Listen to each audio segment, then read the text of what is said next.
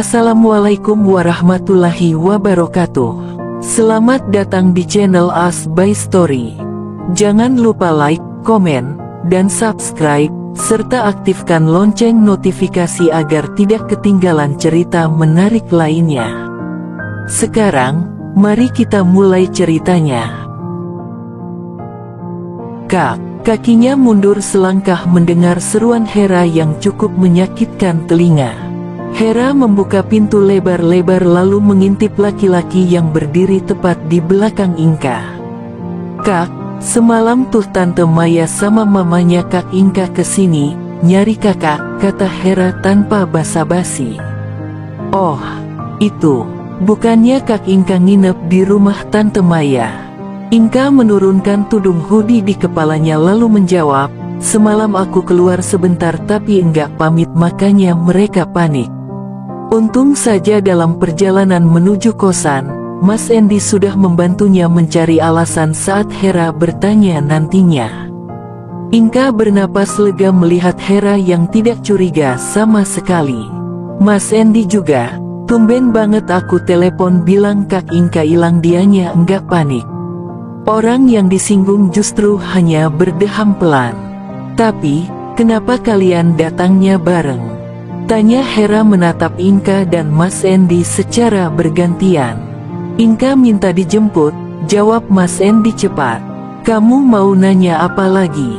"Mas capek berdiri terus." Hera mendengkus ke arah Mas Endi lalu menggeser tubuhnya, memberi jalan agar Inka bisa segera masuk. "Wulan mana?"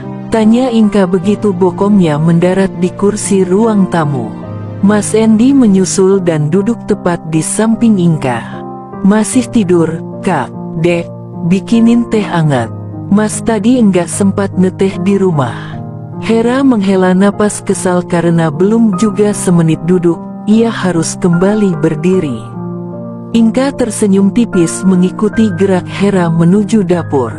Kesempatan ini Inka gunakan untuk berbicara dengan Mas Endi. Mas Endi menoleh cepat. Soal semalam, jangan sampai ada yang tahu ya, Mas," pinta Inka setengah berbisik. "Iya." Mas Endi mengacak rambut Inka. "Kamu udah bilang itu 2 kali. Ngapain juga aku umbar sana sini kalau kamu nginep di rumah?" "Mas," desis Inka memukul lengan Mas Endi. "Jangan keras-keras ngomongnya. Kalau Hera dengar, dia bisa mikir macem-macem." Bukannya kesakitan atau sekedar menjawab, Mas Endi malah tersenyum memperlihatkan beberapa deret giginya. Malah senyum. Iya, lagian semalam kita juga enggak macem-macem." Lagi-lagi Inka mendaratkan pukulannya di lengan Mas Endi, tapi laki-laki itu tertawa membuat Inka semakin kesal. Masih dengan perasaan dongkol, Inka melirik Mas Endi setelah berhenti tertawa. "Udah." Mas Endi mengangguk berusaha menahan senyumnya. Tapi bukan Mas Endi namanya kalau tidak bisa meredam amarah Inka. Hari ini Mas Endi akan membantu revisi proposalnya. Tentu saja Inka tidak menolak, kapan lagi ada dosen yang mau membantu mahasiswanya begini. Inka duduk melantai, meletakkan laptopnya di meja sementara Mas Endi tetap duduk di atas sofa sambil membuka lembar demi lembar proposalnya. "Referensi kamu terlalu sedikit," kata Mas Endi kemudian mengembalikan proposal ke tangan pemiliknya. Inka memutar lehernya ke belakang. "Itu aja." Mas Endi mengangguk pasti. "Katanya mau bantuin," kata Inka memelas. "Kalau ada yang tidak kamu pahami baru tanya ke Mas," balas Mas Endi sambil menikmati teh hangatnya. Inka akhirnya pasrah, ia kembali ke posisi semula lalu mulai mengetik di atas keyboard. "Mas, enggak ngajar, hari ini libur." "Oh, tahu gini, gue cari cowok dosen juga," celetuk Wulan entah dari arah mana. Inka yang tengah fokus mengalihkan pandangan dan mendapati Wulan yang sudah duduk di sofa lain. "Saya punya banyak teman dosen yang single," kata Mas Endi disambut senyum cerah oleh Wulan. Umurnya, yang paling muda hampir 40 tahun. Bev. Inka membekap mulutnya lalu melirik Wulan. Temannya itu cemberut ingin cepat-cepat pergi dari sini. Ketuaan, Pak. Pasti perutnya juga gede. Iya, kan, Pak? Iya, jawab Mas Endi singkat. Inka masih berusaha menahan tawanya. Enggak usah deh, Pak. Makasih. Kan, kamu carinya dosen yang modelan kayak Pak Endi, emang stoknya udah enggak ada. Kayak saya limited edition. Inka menoleh ke belakang dengan alis bertaut. Wulan berdeham pelan. Saya pamit ke atas, Pak. Inka tetap menatap laki-laki di belakangnya itu, namun Mas Endi malah ikut menatapnya. Kamu kenapa? Kayaknya aku belum kenal Mas Endi sepenuhnya. Makanya mulai sekarang Mas akan tunjukin semuanya, balas Mas Endi dengan senyum manisnya.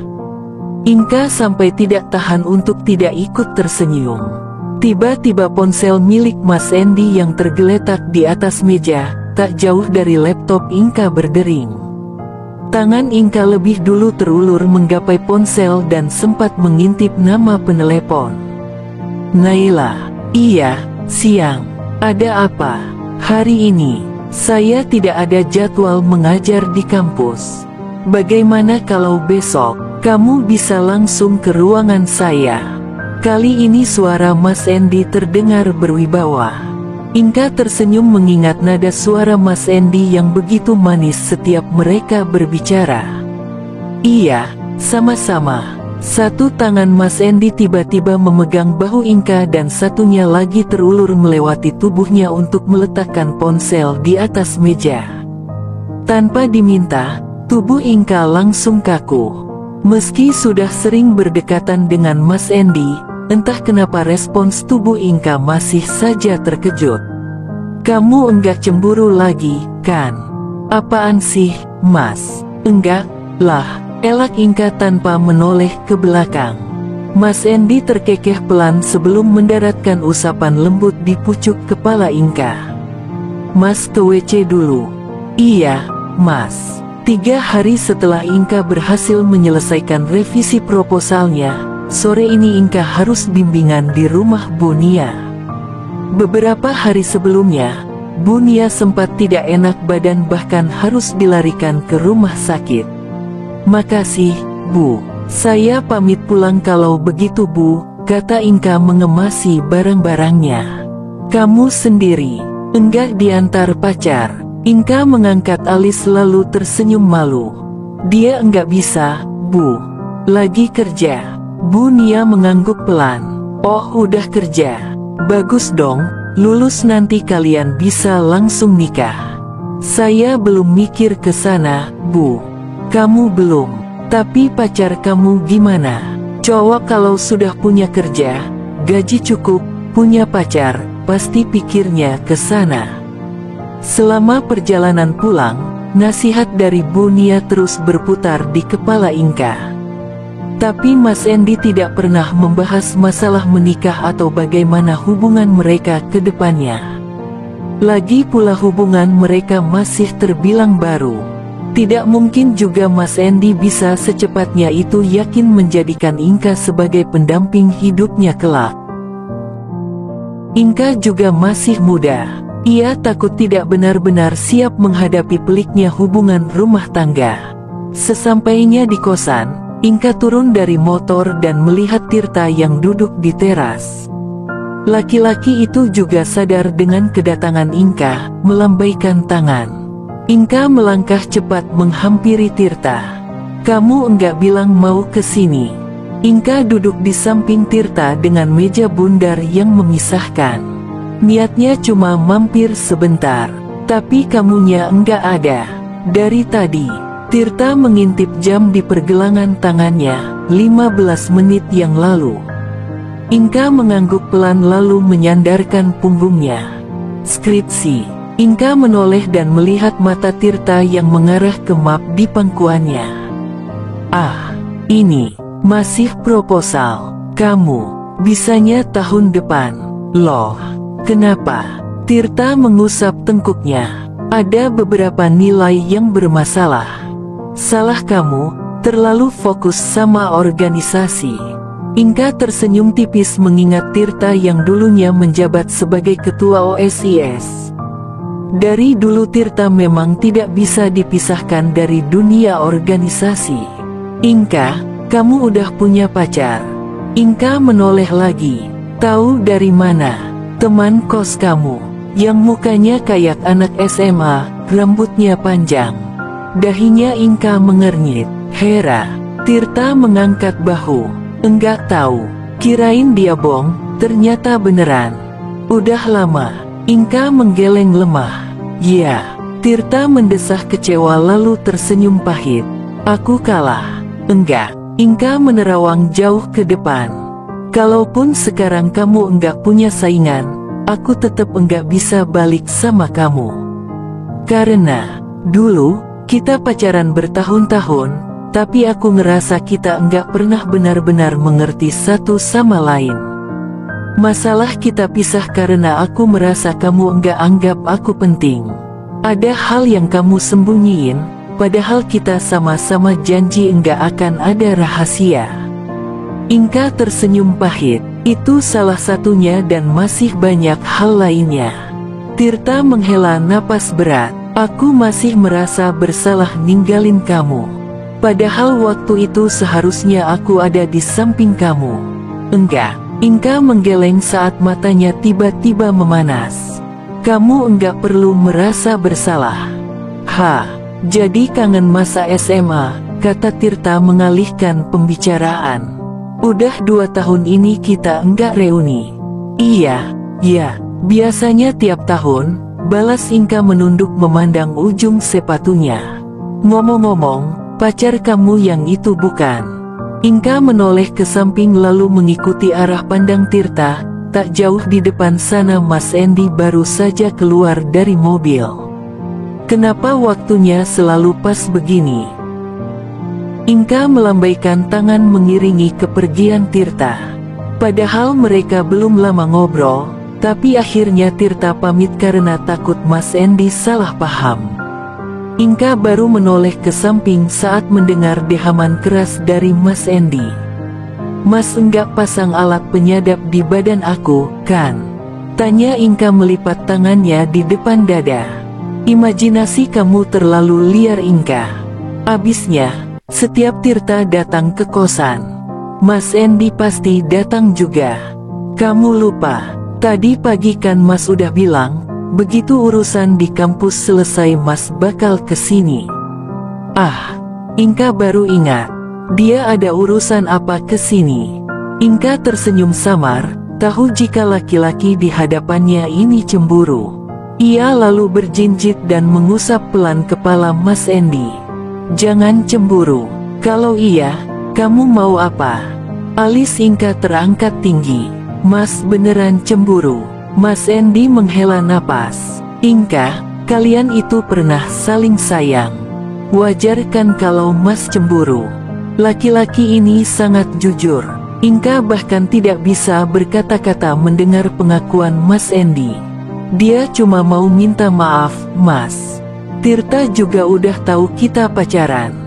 Sumpah, kata Inka mengacungkan 2 jarinya ke udara.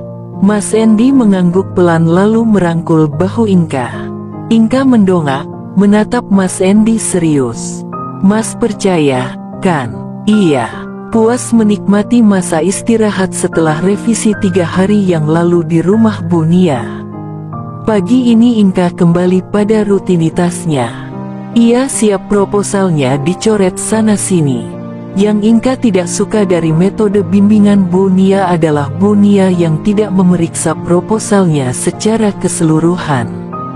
Padahal Bu Nia sendiri yang meminta Inka untuk mengerjakan hingga bab 3. Berbeda dengan Mas Endi yang mengharuskan Naila mengerjakan bab per bab. Tapi, mau bagaimana lagi?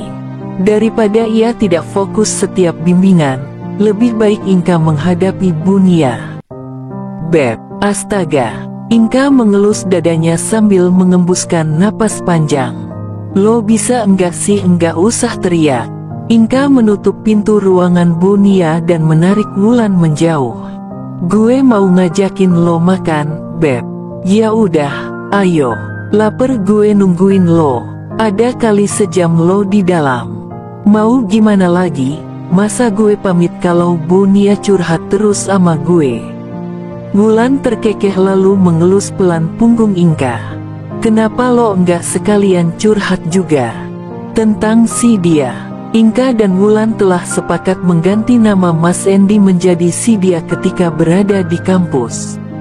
Ini salah satu upaya yang dilakukan agar kabar tentang hubungannya dan Mas Endi tidak terendus oleh siapapun. Yang ada malah kesebar. Inka meletakkan map dan tas ranselnya di kursi seberang kemudian duduk. Lo mau makan apa?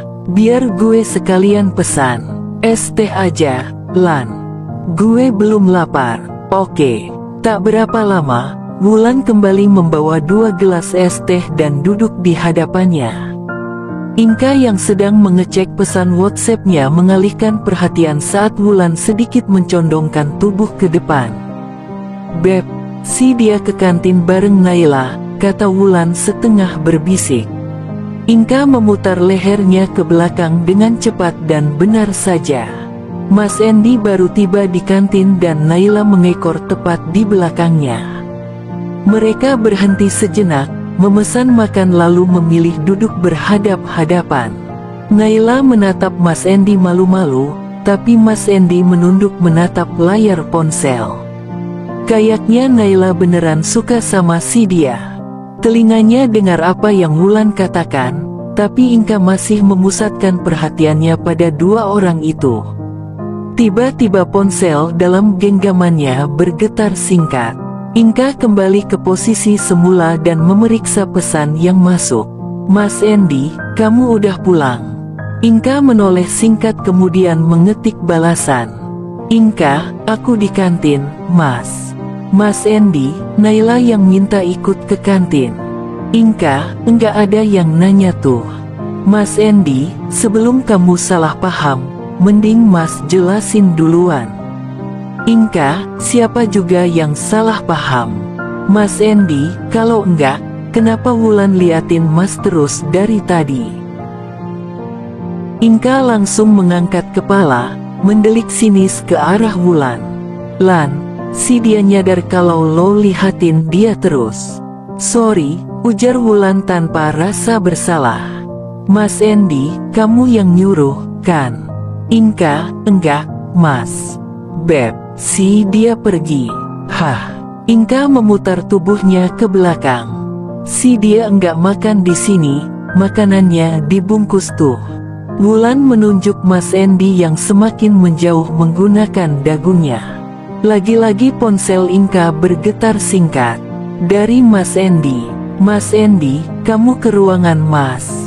Kenapa? Dahi lo ampe keriput begitu baca chat si dia, sahut Wulan penasaran. Gue disuruh ke ruangan si dia. Wulan tersenyum nakal sambil menaik turunkan alisnya. Enggak di kosan, enggak di kampus. Si dia ternyata nakal juga, iya. Baru tahu gue. Apaan sih? Gue enggak lama kok, tungguin.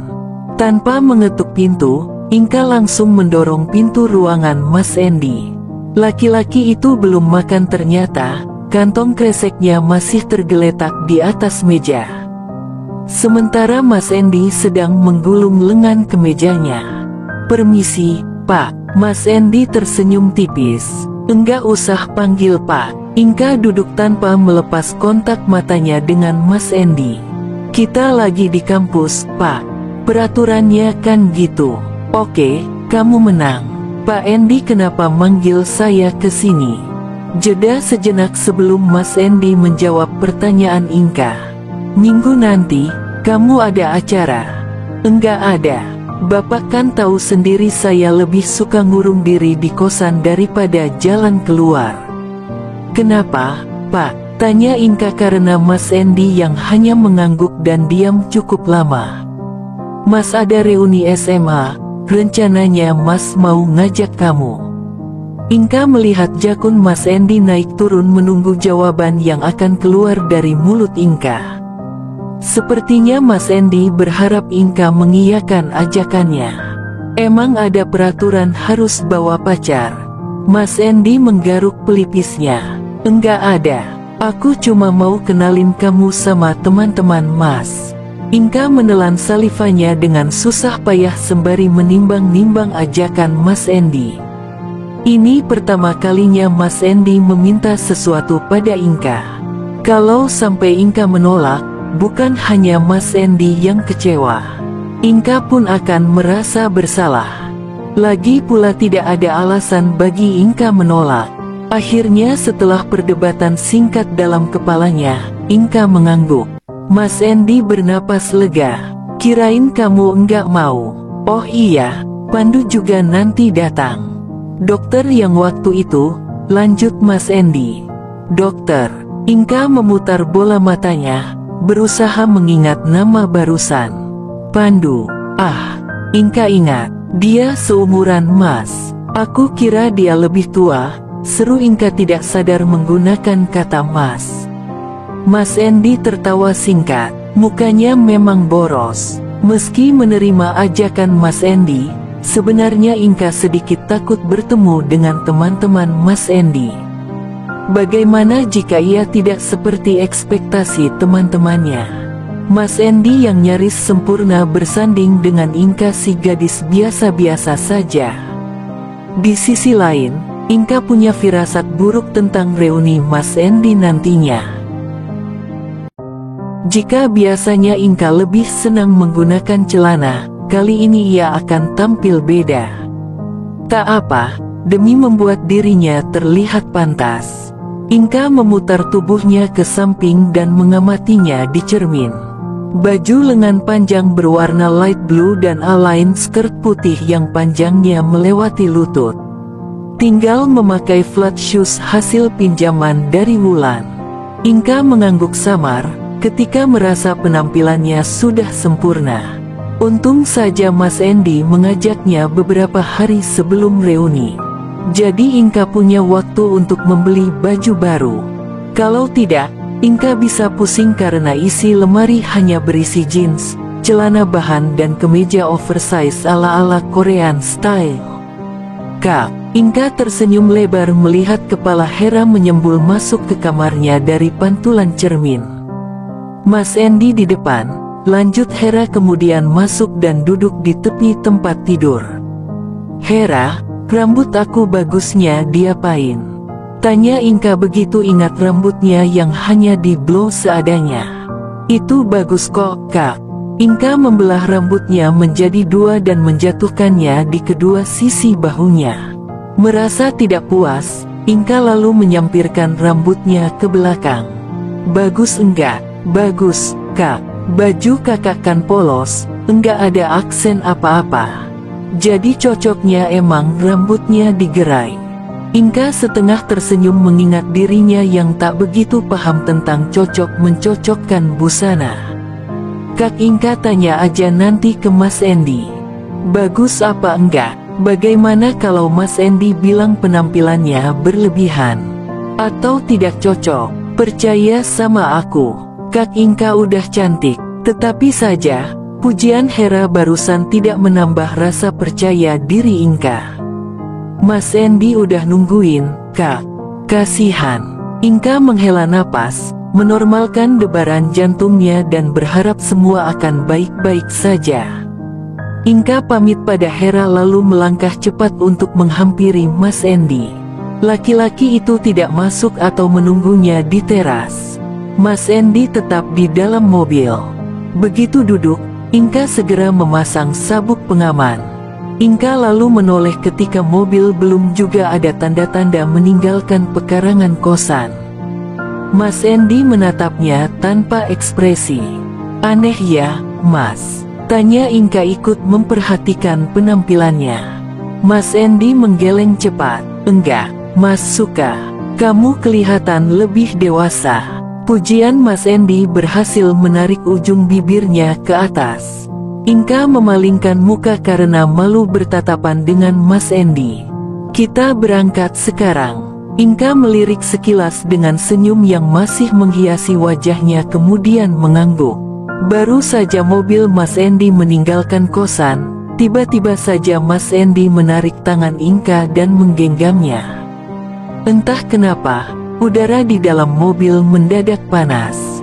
Tapi, hanya pipi Inka yang merasakan. Pak dosen akhirnya sampai. Inka meremas tali tasnya saat melihat teman-teman Mas Endi yang mungkin berjumlah lebih dari 10 orang. Inka memelankan langkahnya, membiarkan Mas Endi berjalan di depannya. Namun, yang ada Mas Endi justru berhenti dan menarik tangan Inka. Mau tidak mau, Inka harus mengimbangi langkah Mas Endi. "Inka, kita ketemu lagi." "Iya," cicit Inka tersenyum tipis ke arah laki-laki yang pernah ia temui di rumah sakit. "Mas Pandu." Mas Endi menarik kursi dan membiarkan Inka duduk di samping Mas Pandu. Sementara Mas Endi sendiri, ikut duduk di samping Inka. Sekarang ia harus diapit oleh dua laki-laki. Mata Inka menjelajahi satu demi satu teman Mas Endi yang duduk di meja persegi panjang ini. Ada 5 laki-laki termasuk Mas Endi dan 5 orang perempuan. "Pandu, tunangan lo kenapa enggak diajak? Enggak malu sama Endi?" Inka menatap laki-laki berambut ikal yang duduk tepat di hadapannya lalu berpindah ke Mas Pandu, menunggu jawaban. Ternyata Mas Pandu sudah tunangan. "Bosen dia lihat kalian mulu," sahut Mas Pandu menyeruput kopinya. "Enak aja. Kita ketemu sama Kinan cuma pas reuni doang. Nah makanya, reuni kita tiap tahun. Gue pacaran sama dia dari awal semester. Gimana enggak bosen?" Inka menoleh ke arah Mas Endi begitu mendengar tawanya. Mas Endi pasti senang bertemu teman lamanya. Teman masa SMA Inka juga sebenarnya sering mengada reuni. Tapi, tahun kemarin dan sekarang pun belum ada tanda-tanda. "Kalau lo, udah ada niat nyusul Pandu?" Alis Inka terangkat merasa penasaran dengan pertanyaan perempuan berambut panjang yang duduk di hadapan Mas Endi. "Doain aja." Jawaban Mas Endi membuat Inka semakin bingung. Apa yang mereka bicarakan? "Lo pasti belum nanya ke cewek lo, kan? Lihat aja mukanya si Inka. Bengong gitu," sahut satu lagi laki-laki yang duduk di hadapan Mas Pandu. Inka beralih menatap Mas Endi, meminta penjelasan. "Niat seriusin hubungan kalian?" "Yaelah, gitu aja lama banget jelasinnya," sela laki-laki berambut ikal. "Maksudnya, menikah?" Mata Inka setengah melotot lalu cepat-cepat menunduk. Ternyata perkataan Bu Nia waktu itu benar. Usia Mas Endi memang sudah seharusnya memikirkan hal-hal semacam itu. "Secepatnya, makanya gue bilang doain." Inka mengangkat kepalanya cepat, menatap Mas Endi dengan rasa malu luar biasa. "Ditunggu pokoknya.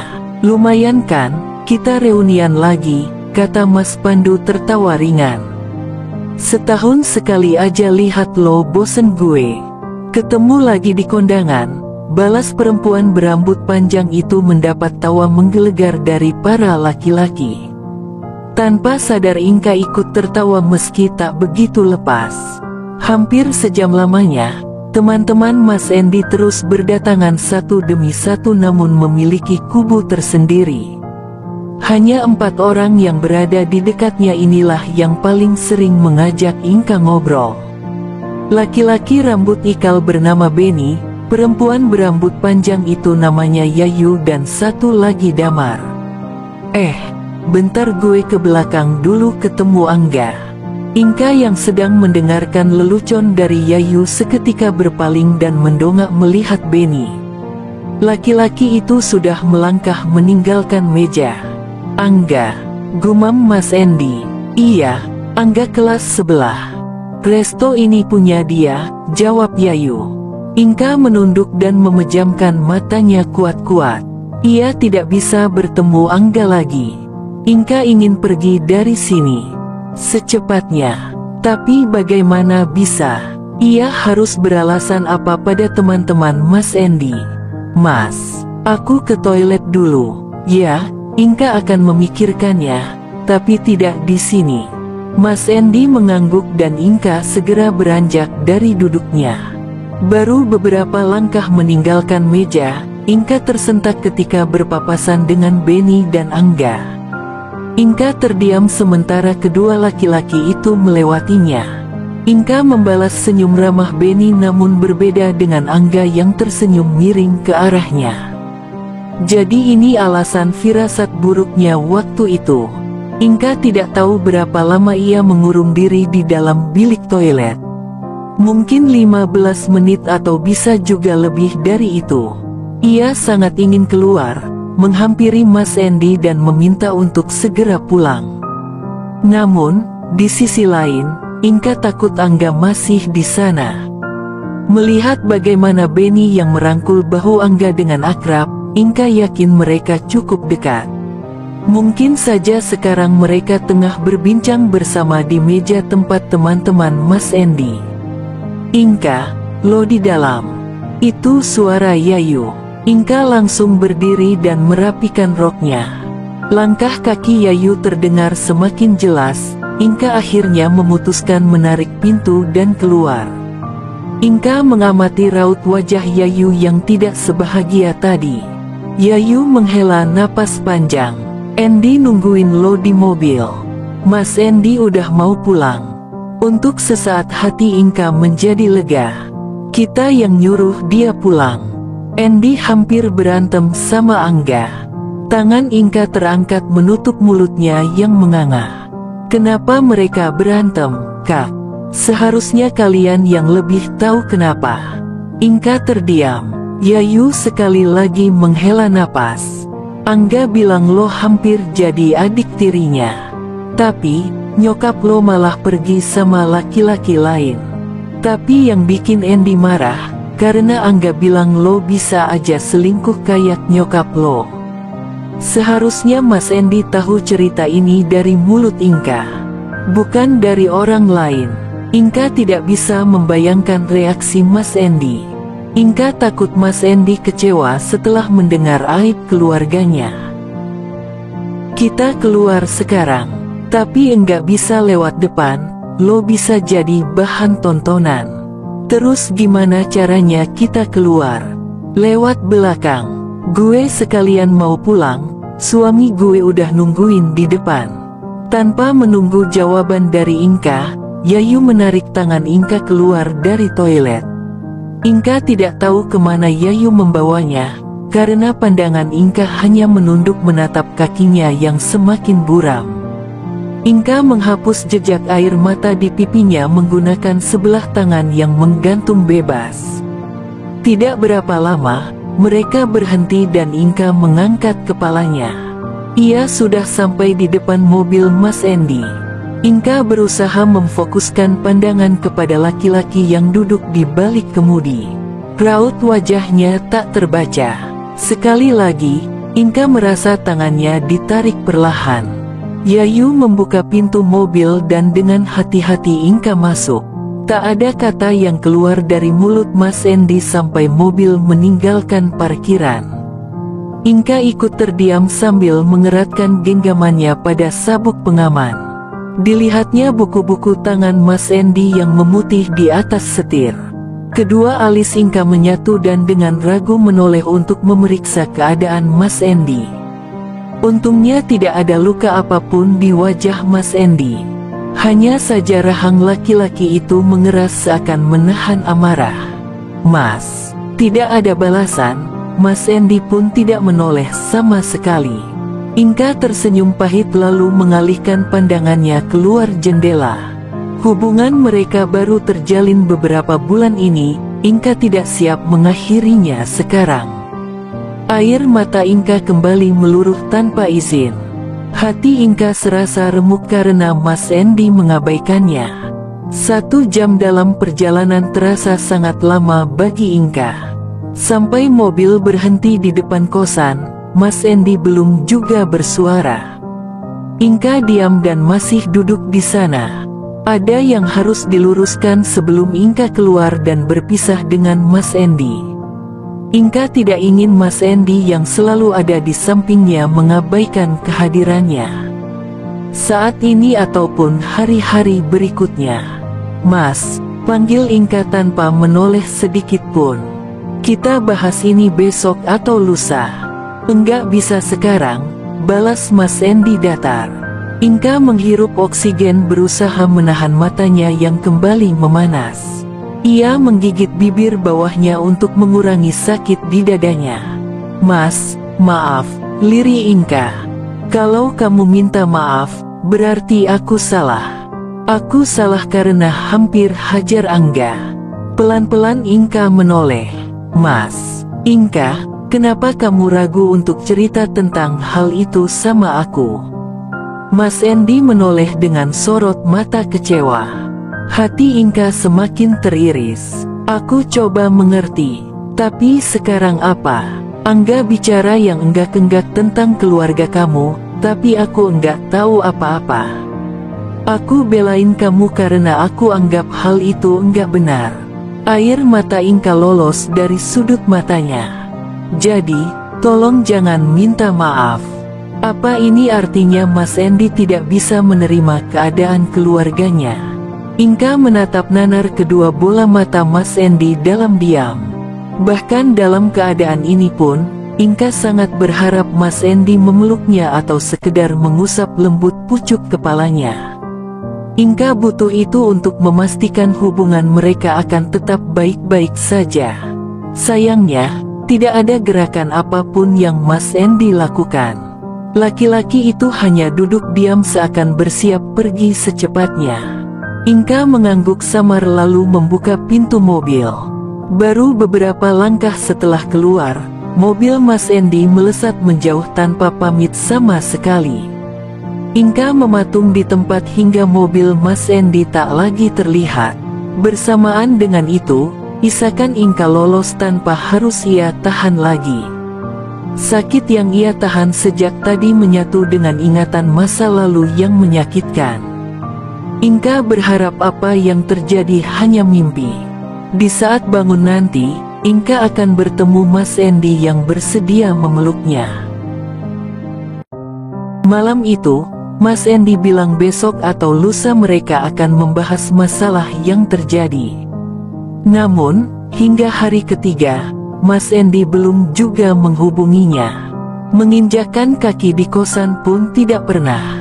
Wulan dan Hera sampai meneror Inka dengan berbagai macam pertanyaan, yang tentu saja tidak bisa Inka jawab. Ia bingung harus memulai dari mana jika harus menceritakan kejadian malam itu. Menceritakannya sama saja dengan Inka mengizinkan Wulan dan Hera mengetahui masalah keluarganya. Sejujurnya, Inka pun sedikit kecewa. Mas Endi yang bilang akan menunggu Inka siap menceritakan segalanya justru mendiaminya hingga hari ini. Kenapa? Bahkan saat bimbingan pun, Inka tak pernah berhenti memikirkan kemungkinan yang bisa terjadi di antara mereka. Terakhir kamu bimbingan kapan? Minggu lalu, Bu. Bu Nia mengangguk lalu menutup lembaran proposal Inka. Usahakan kamu lebih rajin. Walaupun deadline-nya masih lama, Ibu harap kamu bisa lebih sering bimbingan.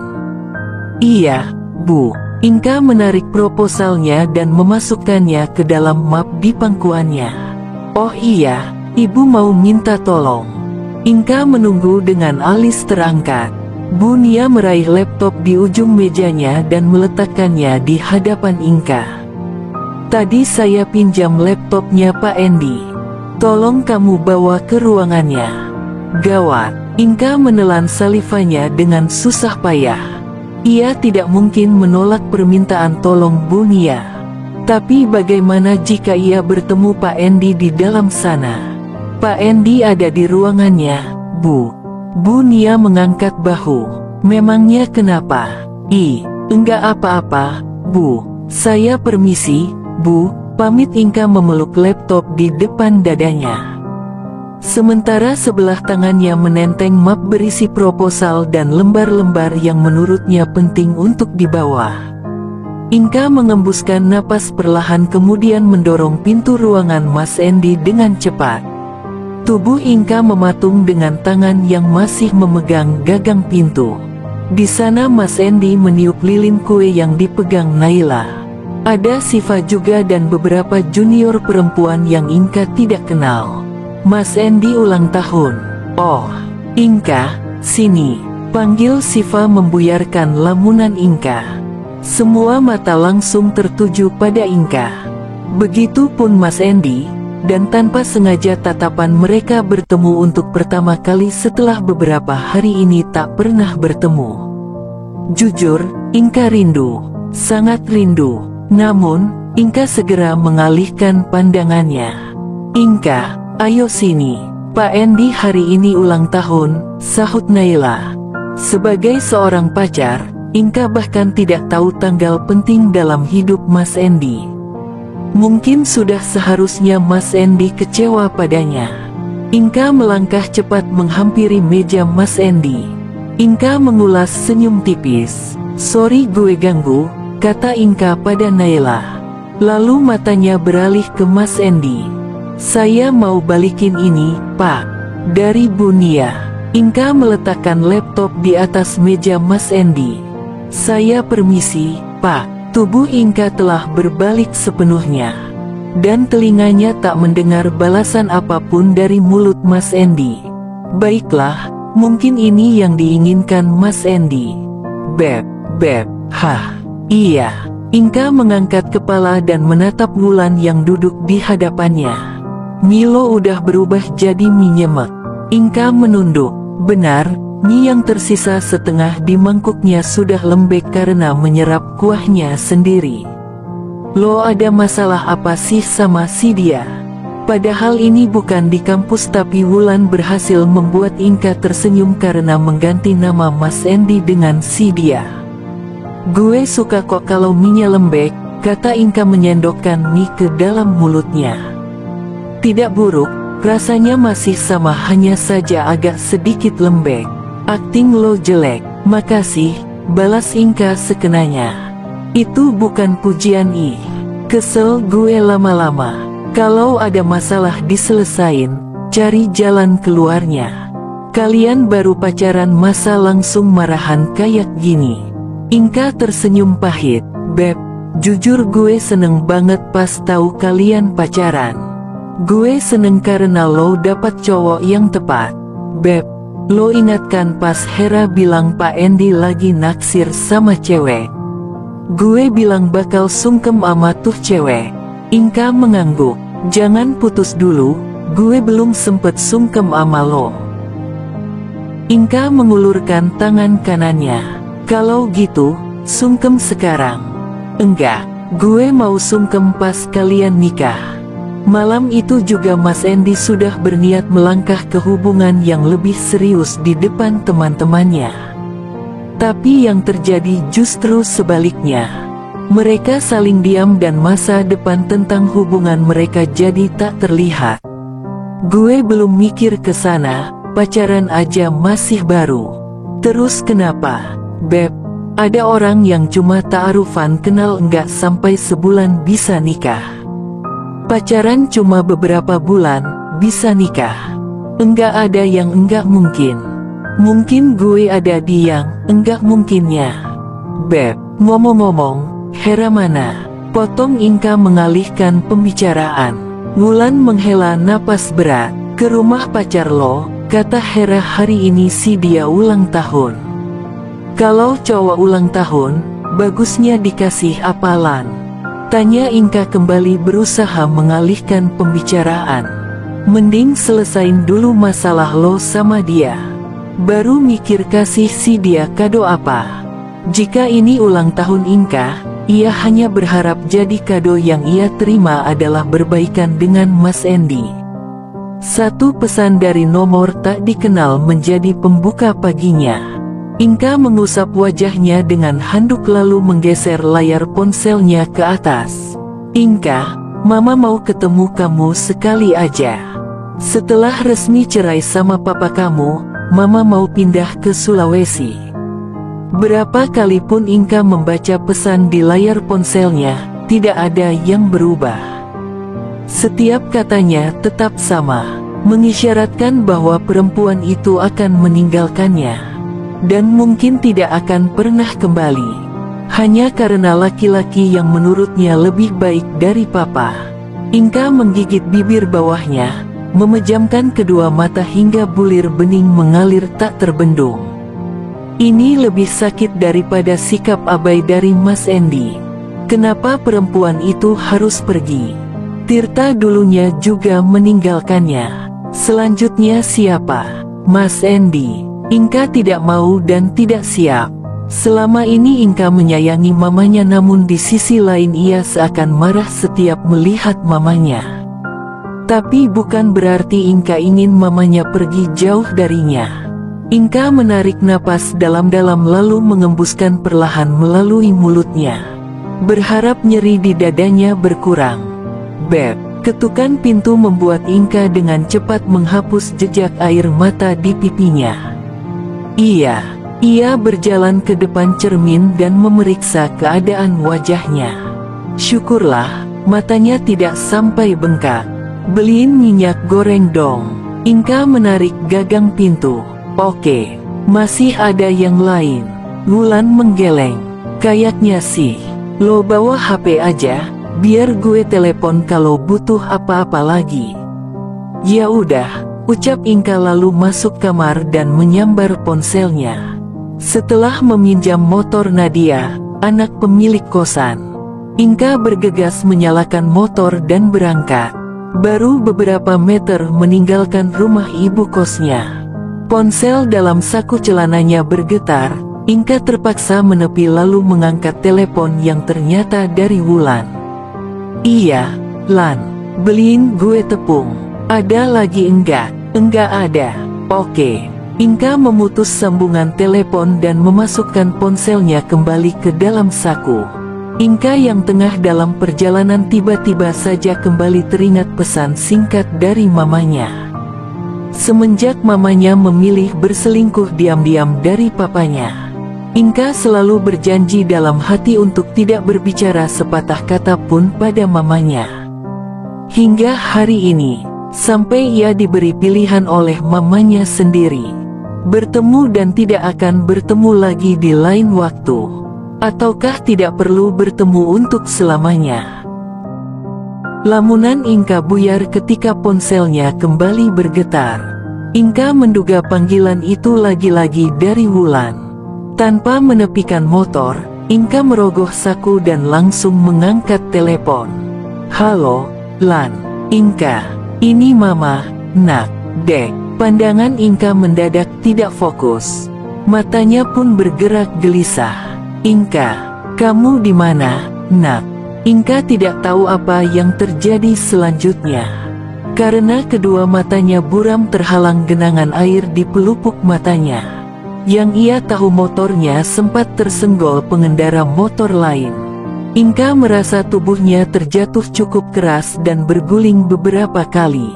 Inka terbaring di atas aspal dan menatap langit dari kaca helm yang sedikit retak. Sebisa mungkin Inka menjaga kesadarannya, ia tidak ingin mati di sini. Namun yang terjadi, matanya serasa berat hingga penglihatannya menjadi gelap total. Mas, Kak Inka belum sadar. Belum, Dek. Mas udah kabarin Tante Maya. Jangan. Inka berteriak dalam benaknya. Ia berusaha membuka kedua mata tetapi tidak bisa. Tolong jangan sampai Tante Maya tahu, Inka tidak ingin bertemu mamanya sekarang. Kita tunggu Inka sadar dulu. Dengan sisa tenaga yang Inka miliki, ia berusaha menggerakkan tangannya, tetapi lagi-lagi terasa berat. Berbeda dari matanya, tangannya justru seperti digenggam. Inka kembali mencoba menarik kelopak matanya ke atas dan berhasil. Ini bukan rumah sakit, itu yang pertama kali terpikir olehnya. Bukan juga kamar kosnya. Inka, Kakak, Mas Endi, Hera, Mungkin ia berada di rumah Mas Endi. Tapi ini bukan kamar Hera. Inka lalu melirik pelan tangannya yang digenggam oleh Mas Endi. Ada beberapa luka tergores. Inka menarik tangannya dan menyembunyikannya ke dalam selimut. "Jangan kasih tahu Tante Maya," bisik Inka lemah. "Tapi Kak, Dek, kamu keluar dulu," potong Mas Endi. Hera keluar begitu mendengar perintah dari Mas Endi, menyisakan Inka dan Mas Endi di dalam kamar. Inka membuang muka saat tahu Mas Endi terus menatapnya. Inka tidak ingin menambah beban pikiran tentang masalah mereka, sementara masalah tentang mamanya saja sudah cukup membuatnya pening. Dari sudut matanya, Inka bisa melihat Mas Endi yang berpindah dari kursi ke tepi tempat tidur. Perlahan tangan Mas Endi terulur dan mengusap lembut kepala Inka. "Maaf." Inka menarik tangan Mas Endi menjauh dari kepalanya. "Aku kecelakaan bukan karena mikirin masalah kita." "Mas, tenang aja." "Inka, aku mau pulang ke kosan." "Mas," pinta Inka lalu duduk di atas tempat tidur. "Kamu boleh pulang ke kosan setelah benar-benar sembuh," ucap Mas Endi tegas. Inka menghela napas panjang. "Aku cuma lecet sedikit." Mas Endi menggeleng. "Mas, ini bukan rumah aku." Mas Endi diam. Inka mengangguk. "Kalau gitu, aku pulang sendiri." Belum sempat kakinya bergerak turun dari tempat tidur, Mas Endi lebih dulu menahan lengannya. Inka melirik tangannya yang ditahan kemudian menatap Mas Endi. "Seharusnya waktu itu Mas enggak marah sama kamu." Jeda sejenak sebelum Mas Endi melanjutkan. "Awalnya Mas pikir bisa nunggu sampai kamu percaya dan siap cerita semuanya. Tapi setelah dengar apa yang Angga bilang, Mas enggak tahu harus bela kamu atau diam. Karena aku enggak tahu cerita sebenarnya." Inka membasahi bibirnya. "Mas, kalau seandainya apa yang Angga bilang itu benar, Mas enggak malu? Maksud kamu, Mas enggak malu mama pacar Mas ninggalin suaminya, hancurin keluarga Angga dan selingkuh sama beberapa laki-laki?" Mata Mas Endi membulat, tetapi mulutnya terkatup. "Lihat, kan, siapapun akan terkejut dengan keadaan keluarga Inka. Dulu, aku berusaha enggak cerita apapun sama Tirta karena malu. Dia punya keluarga yang harmonis, jauh beda dari aku. Kalaupun aku cerita, sulit buat dia ngerti apa yang aku rasain Mas. Itu bukan salah kamu. Kenapa Mas harus malu?" Inka tersenyum tipis. "Mas enggak malu pas Angga ngomong gitu depan teman-teman Mas?" Mas Endi menggeleng lalu menarik Inka ke dalam pelukannya, dan dengan lembut mengusap punggung Inka. Ada perasaan lega menyeruak di dalam dadanya begitu tubuhnya berada dalam pelukan Mas Endi. Laki-laki ini bisa menerimanya walaupun berada dalam keluarga dengan masalah yang pelik. Inka membalas pelukan Mas Endi lebih erat dan membenamkan wajahnya di ceruk leher Mas Endi. Cukup lama mereka saling berpelukan, melepas rindu setelah beberapa hari yang lalu tak pernah bertemu. Mas Endi lebih dulu mengurai pelukan dan menangkup wajah Inka menggunakan tangan besarnya. Inka tersenyum dengan perasaan lega. Sekarang, ia bisa berangan-angan tentang hubungan mereka ke depannya. "Mas," gumam Inka ketika Mas Endi belum juga menurunkan tangannya dari wajah Inka. Mata Mas Endi justru jatuh pada bibir Inka. Tentu saja Inka menjadi canggung dan hanya bisa diam. Jantungnya mulai memompa cepat ketika otaknya seakan tahu apa yang terjadi selanjutnya. Inka pernah pacaran sebelumnya dan tahu apa maksud tatapan itu. Tubuh Inka semakin membeku saat Mas Endi mulai mengikis jarak di antara mereka. Inka memejamkan kedua mata dan merasakan embusan napas Mas Endi yang menerpa wajahnya. Sampai akhirnya bibir Mas Endi berhasil mendarat di bibirnya. Inka bisa merasakan bibir Mas Endi yang tersenyum dan, "Beb, lo udah sah." Astaga. Inka langsung mendorong Mas Endi sekuat tenaga, lalu menunduk dalam berusaha tidak bersitatap dengan Wulan. Gue enggak lihat kok." "Sorry pak, saya keluar dulu." Wulan benar-benar keluar dan kembali menutup pintu. Mas Endi berdeham pelan lalu bangkit dari duduknya. "Mas keluar dulu, nanti mas suruh Wulan masuk."